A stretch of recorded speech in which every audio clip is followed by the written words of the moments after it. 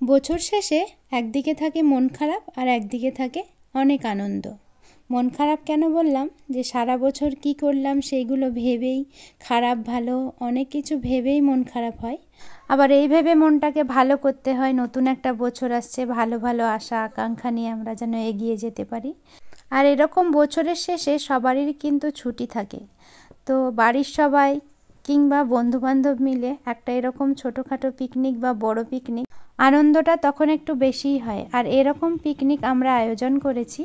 আর এই পিকনিকের দেশি মুরগির লাল লাল যে ঝোল, ঝোল ঠিক নয়, কষানো, তবে সেটা ছিল স্কিন সহ, আর বাবুর্চি স্পেশাল একটা রান্না। তাই ভাবলাম আপনাদের সকলের সাথে শেয়ার করি এই রেসিপিটা। আসসালামু আলাইকুম। রেসিপি বাই ডেজির চ্যানেলে আপনাদের সকলকে স্বাগত জানিয়ে আজকের এই পিকনিকের বাবুর্চি স্পেশাল দেশি মুরগির মাংস রান্নার রেসিপিটা শেয়ার করতে চলেছি। মাংসটাকে প্রথমেই ধুয়ে নেওয়া হচ্ছে। এখানে দেখতেই পাচ্ছেন আপনারা, স্কিন সহ মাংসটা আছে। ভালোভাবে 2-3 বার এটা ধুয়ে নেওয়া হবে। স্কিন সহ মুরগির মাংস আপনাদের কার কার ভালো লাগে কমেন্টের মাধ্যমে অবশ্যই জানাবেন। ভালোভাবে পরিষ্কার করে ধুয়ে নেওয়া হয়েছে। এখানে পেঁয়াজ কাটা আছে। এখানে আমরা কড়াইয়ে তেল দিয়ে দিয়েছি মুরগির মাংস রান্না করার জন্য। এর আগে 5 তরকারির সবজিগুলো ভেজে নেওয়া হয়েছে, তাই কড়াইটা একটু পুড়ে গেছে। তেলটা হালকা গরম হতে এখানে গরম মশলা, শুকনো লঙ্কা আর দিয়ে দেওয়া হয়েছে তেজপাতা। তারপরে দিয়ে দেওয়া হয়েছে 1 কেজি পেঁয়াজ। এখানে 6 কেজি মাংসর জন্য 1 কেজি পেঁয়াজ দেওয়া হয়েছে। পেঁয়াজটা হালকা ভাজা ভাজা করে নেওয়া হবে। তার আগেই দিয়ে দেওয়া হলো কাঁচা লঙ্কা। পেঁয়াজটা বেশ কিছুক্ষণ ভাজা ভাজা হওয়ার পরে এখানে 3টে টমেটো দেওয়া হলো। পরে আবারও বেশ কিছুক্ষণ ভেজে নেওয়া হলো। এরপরে দিয়ে দেওয়া হচ্ছে পরিমাণ মতো লবণ, আর এখানে দিয়ে দেওয়া হচ্ছে আদা রসুনের পেস্ট। এখানে মাংসের পরিমাণ বুঝে সব মশলা এখানে অ্যাড করা হচ্ছে। এরপরে দিয়ে দেওয়া হচ্ছে হলুদ গুঁড়ো, তারপরে দিয়ে দেওয়া হচ্ছে লাল লঙ্কার গুঁড়ো। আবারও ভালোভাবে মিশিয়ে নেওয়ার পর এখানে কাশ্মীরি রেড চিলিটা অ্যাড করা হলো। এরপরে একটু একটু করে জল দিয়ে মাঝে মাঝেই মশলাটাকে কষানো হচ্ছে, যাতে তলায় লেগে না যায় মশলাটা, আর মশলাটা ভালোভাবে কষানো হয় সেই জন্য। এরপরেই দিয়ে দেওয়া হলো ধনেপাতা। ধনেপাতা দিয়ে আবারও মশলাটাকে ভালোভাবে কষাতে হবে, আর মাঝে মাঝে এই একটু একটু করে জল দিয়ে দেওয়া হচ্ছে। আর এখানে দিয়ে দেওয়া হলো জিরে গুঁড়ো, আর দিয়ে দেওয়া হচ্ছে এখানে শাহি গরম মশলা।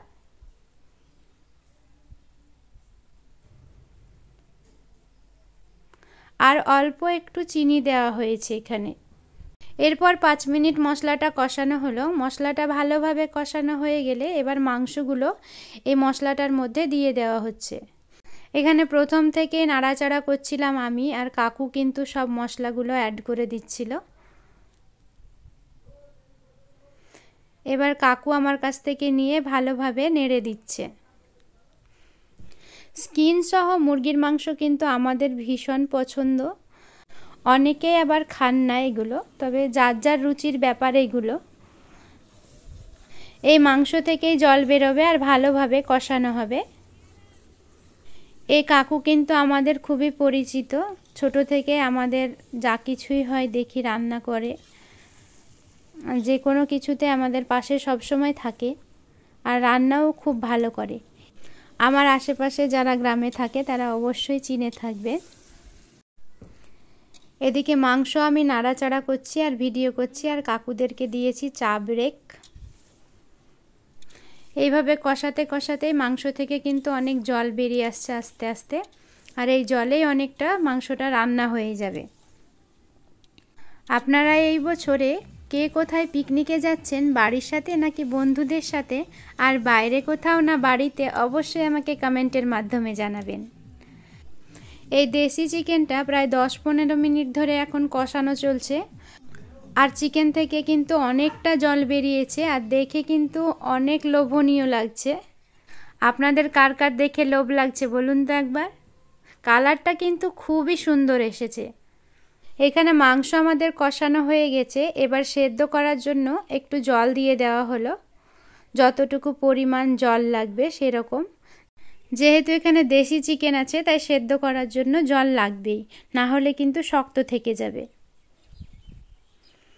এখানে পরিমাণ মতো জল দিয়ে দেওয়া হলো। এবার এখানে 10-15 মিনিট মতো ফুটিয়ে নেওয়া হবে, তাহলে ঝোলটাও কমে যাবে আর মাংসটাও সেদ্ধ হয়ে যাবে পুরোপুরি। সেদ্ধ হওয়ার সাথে সাথেই মাঝে মাঝে কয়েকবার নেড়ে দেওয়া হয়েছিল। এবার কিন্তু আমরা একটু চেখেও দেখে নিলাম সেদ্ধ কিংবা লবণ ঝাল ঠিকঠাক হয়েছে কিনা। খেতে কিন্তু দারুণ হয়েছে। আর এখন আমাদের বাবুর্চি স্টাইল দেশি চিকেন কিন্তু পুরোপুরি রান্না হয়ে গেছে। আপনারাও কিন্তু বাড়িতে যে কোনো মুরগির মাংস হোক বা অল্প মুরগির মাংস হোক, এই একই প্রসেসে রান্না করে বাবুর্চির মতো টেস্ট নিয়ে আসতে পারেন। তো রেসিপিটা ফলো করে অবশ্যই আপনারা বাড়িতে বানাবেন। ভিডিওটা ভালো লাগলে একটা লাইক করে শেয়ার করে দেবেন। আজকের ভিডিও এই পর্যন্তই, দেখা হবে পরের একটা ভিডিওর সাথে। ততক্ষণ পর্যন্ত সবাই ভালো থাকবেন। ধন্যবাদ।